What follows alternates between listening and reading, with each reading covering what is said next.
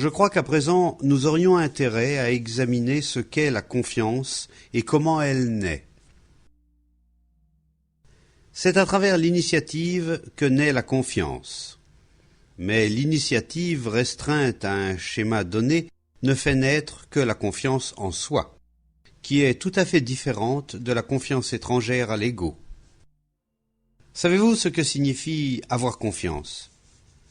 Si vous faites quelque chose de vos propres mains, si vous plantez un arbre et le regardez grandir, si vous peignez un tableau ou écrivez un poème, ou, devenu plus âgé, si vous construisez un pont ou exercez de façon admirable des responsabilités administratives, cela vous donne confiance en vos capacités d'action.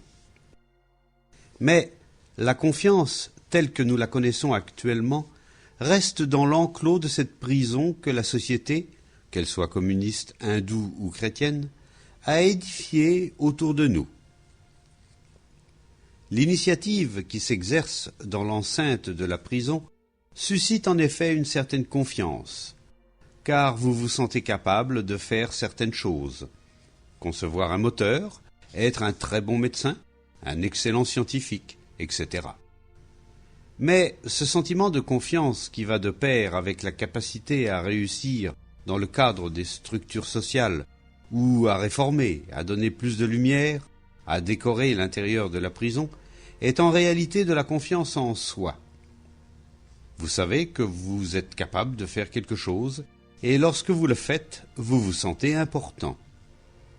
Au contraire, lorsque c'est à travers l'investigation et la compréhension que vous rompez avec les structures sociales dont vous faites partie, il apparaît alors une forme de confiance totalement différente et dénuée de toute sensation de notre propre importance.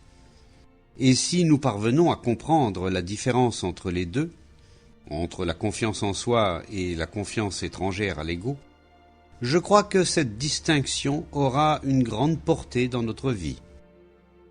Quand vous êtes doué pour un sport, comme le badminton, le cricket ou le football, vous avez un certain sentiment de confiance, n'est-ce pas ? Cela vous donne le sentiment d'être plutôt bon. Si vous trouvez rapidement la solution à des problèmes mathématiques, cela aussi engendre un sentiment d'assurance. Quand la confiance naît d'une action qui a lieu dans le cadre des structures sociales, elle s'accompagne toujours d'une étrange arrogance, ne trouvez-vous pas ?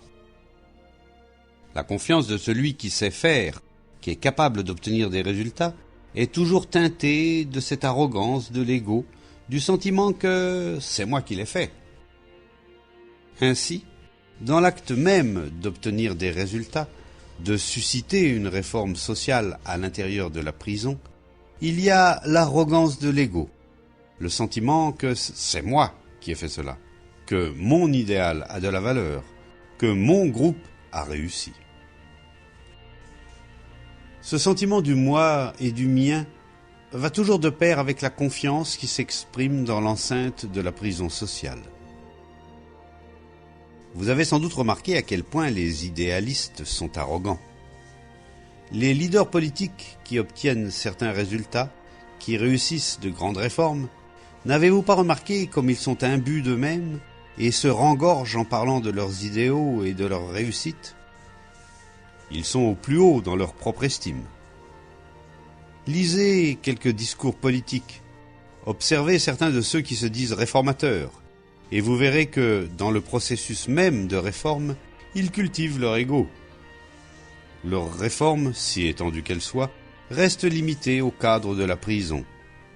Elles sont donc destructrices et en définitive apportent à l'homme un surcroît de souffrance et de conflit.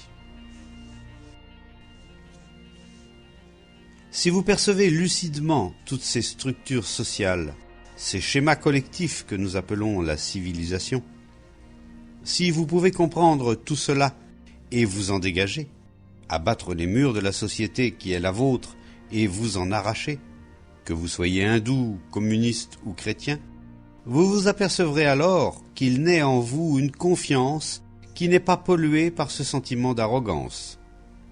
C'est la confiance de l'innocence.